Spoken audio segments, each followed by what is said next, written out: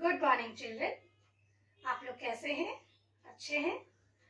बच्चों, आज हम क्लास यूकेजी में आपका सबसे पसंदीदा चीज हम लोग करने जा रहे हैं।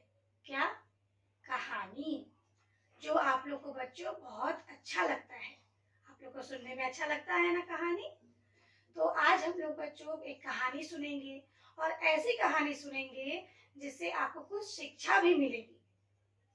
तो चलिए बच्चों, आज हम शुरू करेंगे कहानी जिसका नाम है ईमानदारी का इनाम। ये कहानी एक ईमानदार आदमी के ऊपर है बच्चों। एक आदमी जिसका नाम था बाबूराम। वो एक गांव में रहता था। वो बहुत ईमानदारी से अपने काम को करता था। उसे घर में पेंट करना पसंद था। वो घर में पेंट करता था। घर की पेंट करना या फिर खिड़की दरवाजे पेंट करना या लकड़ी का कोई भी चीज बना हो, वो पेंट का काम करता था। उसे वही काम करना अच्छा लगता था। पर वो बहुत गरीब था बच्चों। वो गरीब था, इसीलिए उसे छोटे मोटे ही काम मिलते थे, जिसके वजह से वो केवल एक वक्त की ही रोटी का इंतजाम कर पाता था और उसे बहुत कम पैसे मिलते थे। लेकिन वो हमेशा सोचता था कि मुझे कोई बड़ा सा काम मिले और मैं बहुत पैसा कमाऊं। लेकिन वो बहुत ईमानदारी से जो भी छोटा मोटा काम वो करता था, बहुत ही ईमानदारी और लगन के साथ करता था। कोई बेईमानी के साथ नहीं करता था, बहुत ही ईमानदारी के साथ करता था। अचानक एक दिन गांव के जमींदार जो थे वो उसे बुलाते हैं, क्योंकि उसका जो जमींदार का जो नौकर था, जो उसके यहाँ काम करता था, वो कहीं बाहर चला गया था। इसीलिए उन्होंने बाबूराम को अपने घर बुलाया। उन्होंने कहा बाबूराम से, अरे बाबूराम, क्या तुम एक काम करोगे? मेरे एक नाव है मेरा एक नाव है, वो नाव को तुम्हें पेंट करना है, तो तुम कर दोगे? उसका कितना पैसा लोगे? बाबूराम बोलता है, अरे साहब, ऐसे तो 1500 होते हैं, पर आपको जो लगे वो मुझे दे दीजिएगा। तो तब जमींदार बोलता है, नहीं बाबूराम, जो तुम्हारा है मेहताना, मैं तुम्हें वही दूंगा। ठीक है, चलो मेरे साथ, तुम नाव चलकर देख लो। वो ले जाता है अपने साथ। बाबूराम जाकर नाव को देखता है और बोलता है जमींदार से, मालिक, मुझे 2 दिन का समय दीजिए, मैं इसे कर दूंगा। मालिक बोलता है, ठीक है बाबूराम। वो चला जाता है। उसके बाद जब वो पेंट करना शुरू करता है, तब वो देखता है कि अरे, इस नाव में तो एक बड़ा सा छेद है। फिर वो क्या करता है, पहले उस छेद को भरता है। उसके बाद बहुत सुंदर से उस नाव को पेंट कर देता है। इस छेद के बारे में वो जमींदार को कुछ भी मालूम नहीं होता है कि उसके नाव में छेद है। वो अच्छी तरह से ईमानदारी से उस नाव को अच्छे से पेंट करता है, उस छेद को भर देता है। उसके बाद वो चला जाता है जमींदार के पास। जमींदार आकर अपने नाव को देखता है और वो बहुत खुश होता है। बोलता है, अरे, तुम तो इतने अच्छे से मेरे नाव की रंगाई किए हो, पेंटिंग किए हो, बहुत अच्छे से पेंट किए हो। उसे वो बोलता है कि ठीक है बाबूराम, तुम कल आना, मैं तुम्हें कल पैसे दे दूंगा। उसके दूसरे ही दिन उसका जो नौकर जो चला गया रहता है अपने घर, वो वापस आता है। जब वो वापस आता है तो देखता है कि उसे घर में उसकी पत्नी और बच्चे नहीं हैं।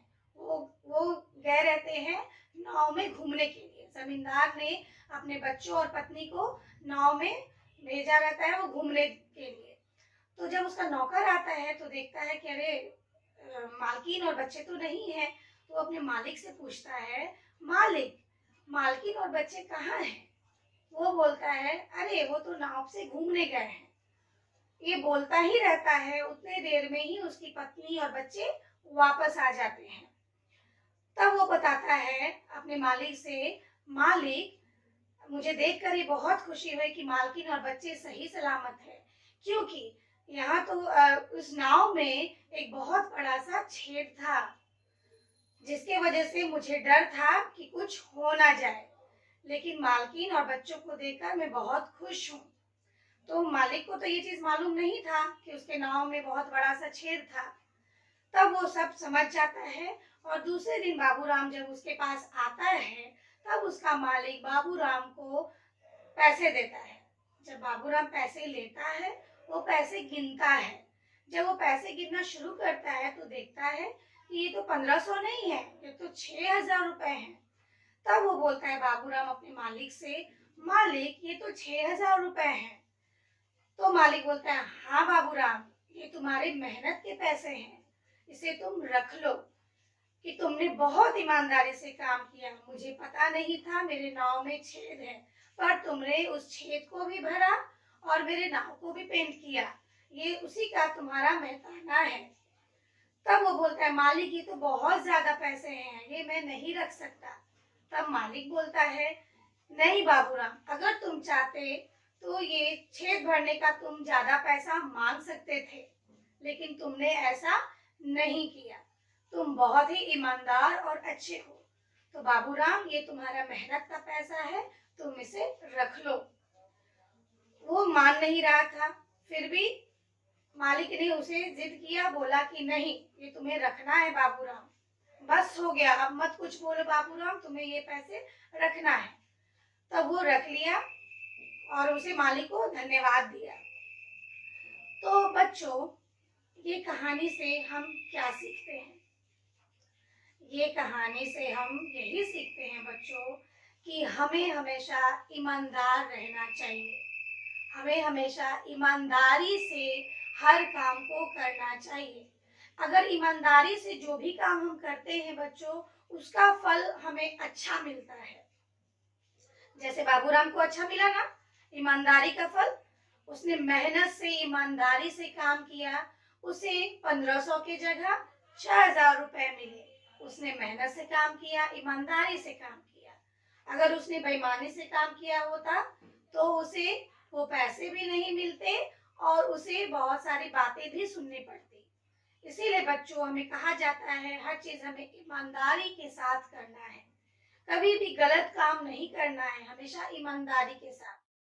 देखते हैं ना, क्लास में बच्चे बैठते हैं तो किसी का भी कुछ चीज अगर गिर जाता है, किसी का पेंसिल है, रबर है, कोई भी चीज है बच्चों, हमें उठा करके पूछना है ये किसका है, ईमानदारी के साथ। वो जिसका भी हो, चीज को दे देना चाहिए।